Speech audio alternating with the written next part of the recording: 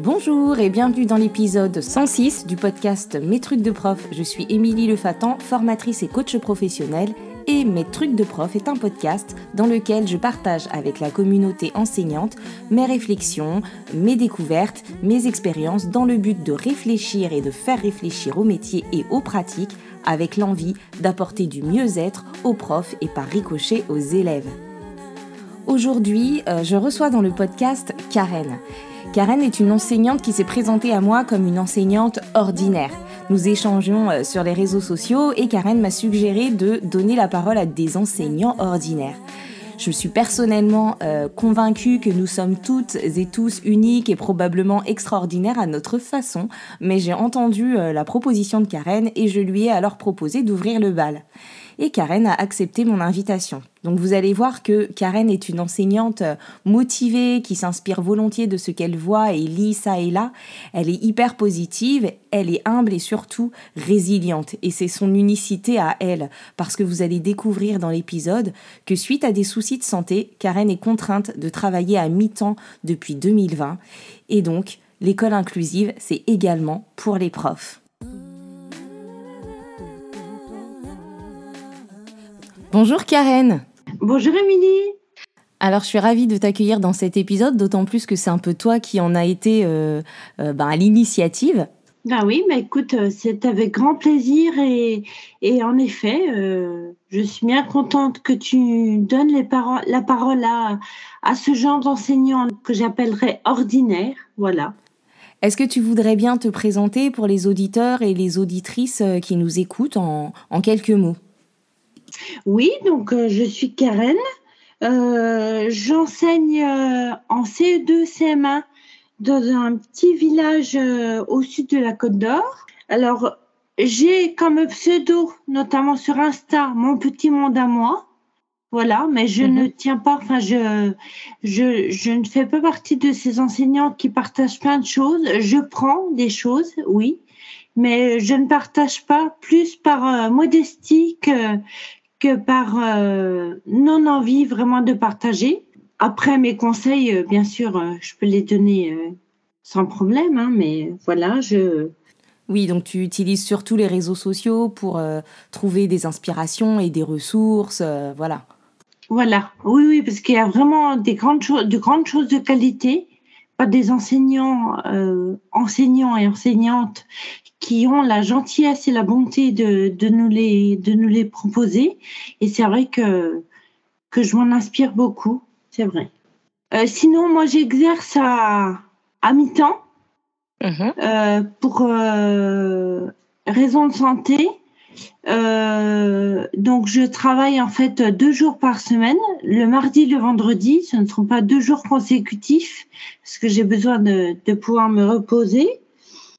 J'enseigne depuis 20 ans et sinon en autre expérience professionnelle j'ai été animatrice les mercredis, les petites vacances, les grandes vacances, enfin, voilà. Donc ça, je pense que ça m'aide aussi dans ma relation avec l'enfant. Et qu'est-ce que tu aimes le plus dans ton métier ? Et ben justement, ce que j'aime le plus, ce sont les relations avec les enfants, le plaisir de les aider à apprendre des choses, de les voir grandir, et puis ce lien affectif qu'on peut créer avec eux. Et puis ce que j'aime aussi dans ce métier, c'est le côté où en fait chaque journée est différente et même si on garde un même niveau chaque année, eh bien en fait les enfants sont différents et on fait aussi de nouvelles choses avec eux. Moi, je sais que je peux jamais reprendre des leçons ou des contenus. Enfin, je refais chaque année tout parce que j'aime bien. Je trouve ça intéressant d'avoir des idées comme ça. Ouais, tu te renouvelles régulièrement en fait. Et quelles sont tes valeurs professionnelles, les valeurs professionnelles qui t'animent ? Alors, le respect, mais aussi le partage, la bienveillance, la confiance. Enfin, voilà, c'est des grands termes, hein, mais je pense que ça me résume assez bien. Et dans ma relation avec mes collègues et dans ma relation avec les élèves.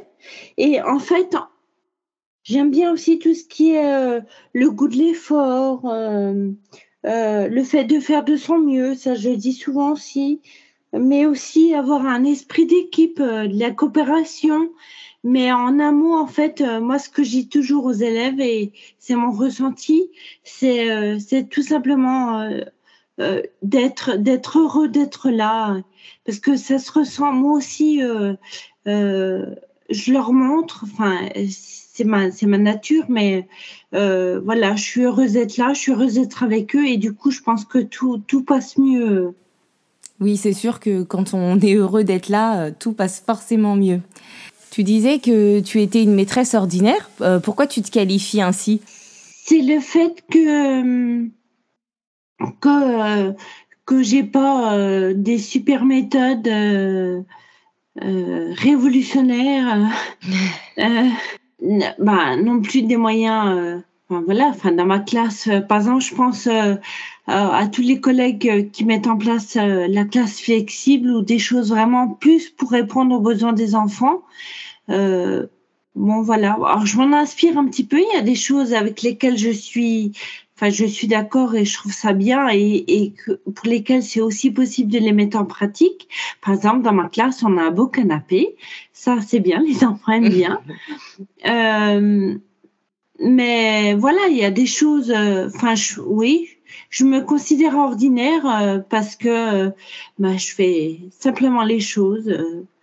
Alors, du mieux que je peux, certes, mais simplement. Oui, et en même temps, la simplicité, c'est un talent, c'est une compétence parce qu'on n'a pas toujours besoin de choses compliquées et savoir faire les choses simplement, c'est important aussi. On n'est pas obligé de tout faire toujours de manière extraordinaire. Peut-être, c'est vrai. Et puis, on est tous uniques, on a tous notre propre façon d'enseigner. Qu'est-ce qui fait ton unicité à toi? D'après ce que les enfants disent, les élèves disent entre eux, ils aiment bien le lien que j'ai avec eux. Cette bienveillance, et je pense qu'elle est toujours présente et c'est vrai que, en principe, les élèves ne m'oublient pas, qu'on établit un lien et c'est en ça que c'est fort ce qui se passe des fois entre nous. Oui. Ouais. Tu as évoqué que tu étais en situation de handicap et donc que tu étais en mi-temps. Donc des enseignants à mi-temps, on en voit souvent. Par contre, on évoque peu le fait qu'il y ait des enseignants en situation de handicap. Est-ce que tu voudrais bien nous en dire davantage et nous dire comment ça a un impact en fait sur ta vie professionnelle? Oui, alors en fait, mon handicap a fait que j'ai été obligée de reprendre le travail à mi-temps, parce qu'en fait, travailler plus, pour gagner plus normalement, mais moi, je ne pourrais pas,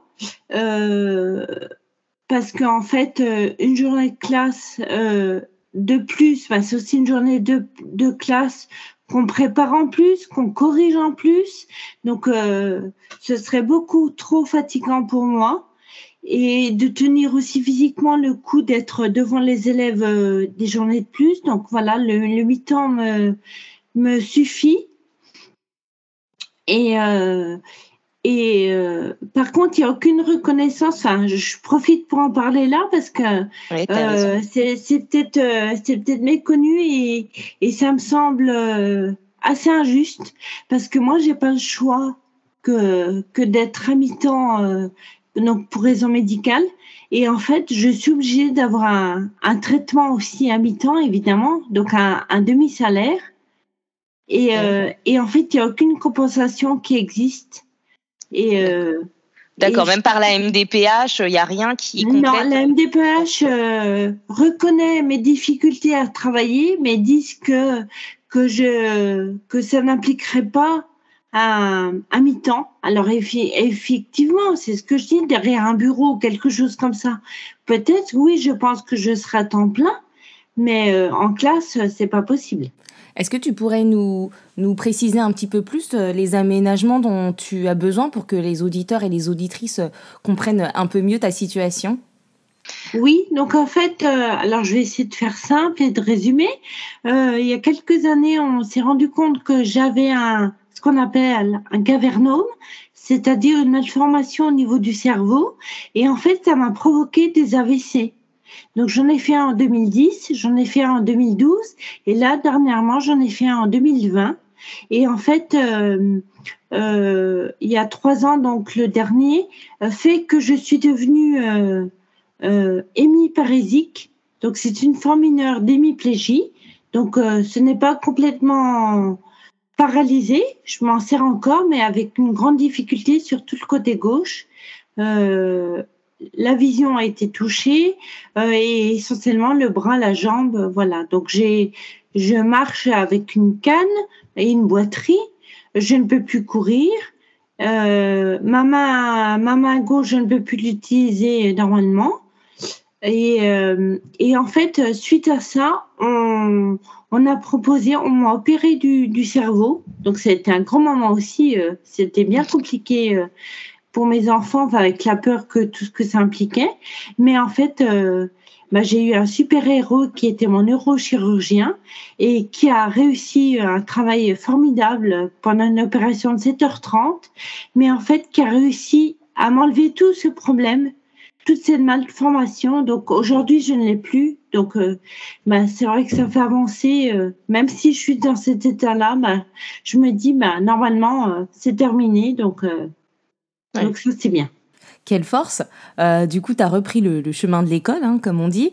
Quel impact ça a au quotidien, vraiment dans la classe ? Alors, j'ai pu reprendre le travail au bout d'un an et demi. Et en fait,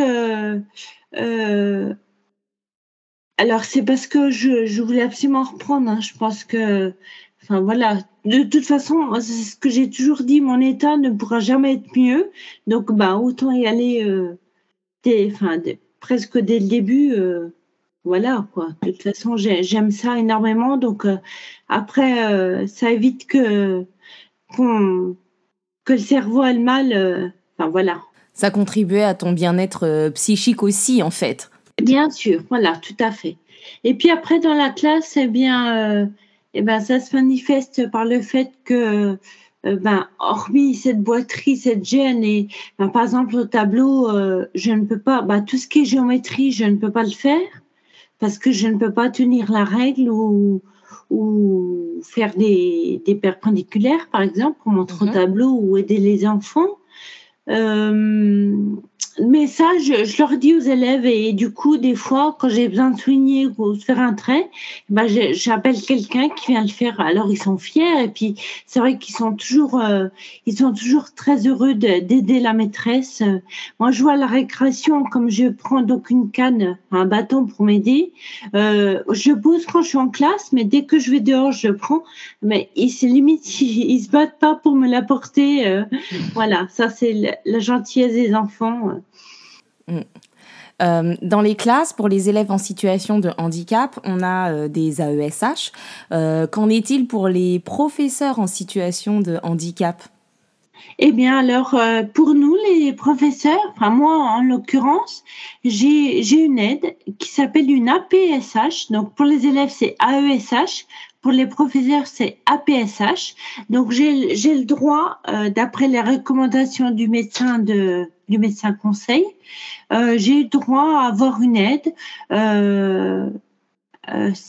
En fait, mes 2 jours où je travaille, j'ai quasiment tout le temps quelqu'un qui est là sur mon temps scolaire. Et alors, comment vous travaillez ensemble avec ton APSH ? Comment vous vous organisez ? Alors en fait, moi j'ai toujours que cette personne, c'est mes bras, mes jambes. Donc moi, elle m'aide à faire les photocopies, à massicoter les feuilles, ou quand il y a des choses à préparer, des choses à découper, des choses à tracer. C'est peut-être plus une personne, on va dire, administrative, si je peux dire, mais sinon, elle pourrait aussi être là pour, dans la classe, pour m'aider à surveiller aussi s'il y a besoin, ou justement, elle passe aussi vers les élèves des fois, pour me soulager, moi, qui ai du mal à me déplacer. J'y vais, ou alors elle anticipe, elle y va aussi avant. C'est-à-dire que s'il y a un élève qui a besoin de matériel, de colle ou quelque chose comme ça, elle te soulage de ces déplacements-là pendant que toi, tu peux vraiment te focaliser sur la pédagogie, en fait. Exactement. Ouais. Je trouve ça important, en tout cas, que tu nous en parles parce que moi, personnellement, j'ai découvert cette semaine l'existence des APSH. Je m'étais jamais vraiment posé la question. Et puis, je trouve que tu es un bel exemple de résilience et tu parlais tout à l'heure dans tes valeurs du goût de l'effort. Je trouve que voilà, tu es un bel exemple pour tes élèves aussi et puis pour les enseignants qui nous écoutent de résilience et de persévérance. Ouais, il faut en fait, hein, c'est vrai que ouais, je reconnais, mais cette force de caractère, c'est ce qui nous anime tous les jours et voilà. Et justement, je voulais quand même ajouter aussi que par rapport à l'école, si j'ai voulu et si j'ai pu y retourner, c'est aussi grâce à mes collègues parce que j'ai vraiment des super collègues qui sont toujours là pour m'aider. Au début, pour me rendre au travail, je ne pouvais pas conduire, donc c'est mes collègues qui venaient me chercher ou qui me ramenaient. En classe, avant d'avoir mon APSH, elles m'aidaient toujours à me porter mes affaires ou à faire mes photocopies, enfin voilà. Et puis toujours, elles ont toujours un petit mot gentil à mon égard, une attention, enfin voilà. C'est aussi, j'ai une super équipe autour de moi et ça a beaucoup contribué aussi à mon retour. Ouais. Donc je les remercie quand elles écouteront et. Eh bien, un joli témoignage de gratitude qui montre aussi la force du collectif et l'importance de se sentir bien dans son équipe, dans son école et que, avec de la bienveillance et de l'entraide, plein de choses sont possibles. Et encore une fois, ça montre que du coup, le climat scolaire et le bien-être au travail, c'est hyper important en fait. Eh oui, tout à fait, parce que j'avais déjà ce bien-être au sein de ma famille avec mon mari, mes enfants qui sont aussi extraordinaires, eux pour le coup, et peut-être plus que moi parce que c'est pas facile non plus d'être l'aidant à côté de la personne en difficulté, mais voilà, j'ai retrouvé ça aussi à l'école et vraiment je sais que c'est une chance énorme parce que tout le monde ne l'a pas. Eh bien, écoute, je suis très touchée de ton témoignage, Karen. Dis-moi, ça fait longtemps que tu écoutes le podcast ? Eh bien, écoute, le podcast, ça fait donc 3 ans que je le connais, puisque suite à mes problèmes donc au début du Covid, là, du coup, c'était tombé juste avant. Eh bien, comme j'avais des problèmes de vision, comme je l'ai expliqué, du coup, je me suis mise à écouter les podcasts. Ouais. Du coup, c'était un bon compromis pour moi. D'autant plus qu'en fait, pour ma rééducation, je fais du vélo d'appartement tous les jours. Donc, en fait, maintenant, j'ai pris l'habitude. Et quand je me mets à pédaler, pendant mes 35 minutes, j'écoute un épisode ou 2 et voilà. Et alors, quel serait l'épisode qui t'a le plus marqué ? Alors en fait, je te cache pas, Émilie, qu'il y en a plusieurs parce que c'est vraiment des podcasts de très grande qualité.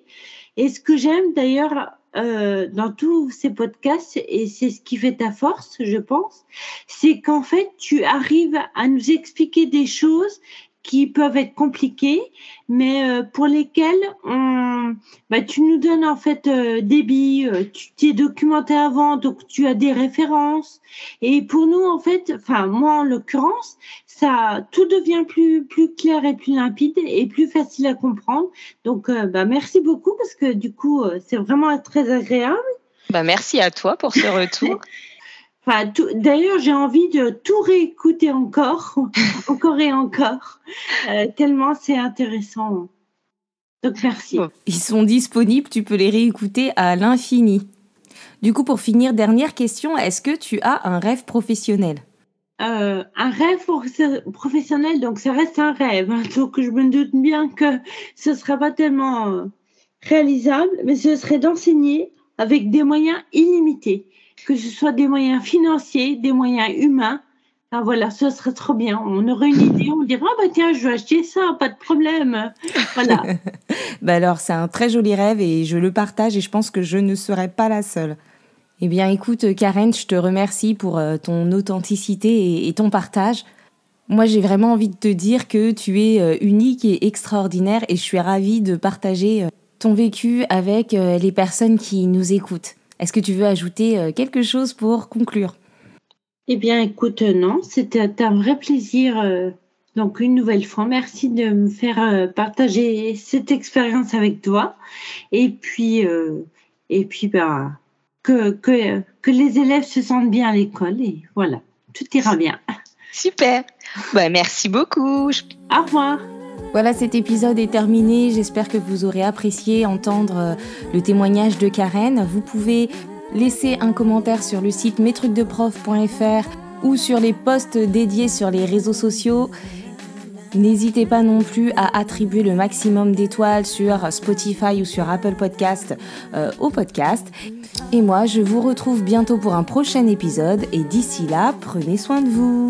Bye bye. C'est chouette. Bon, et bien merci beaucoup pour ce moment. Avec plaisir. Et à bientôt. Bonne journée. Bonne journée aussi, à bientôt. Au revoir. Au revoir.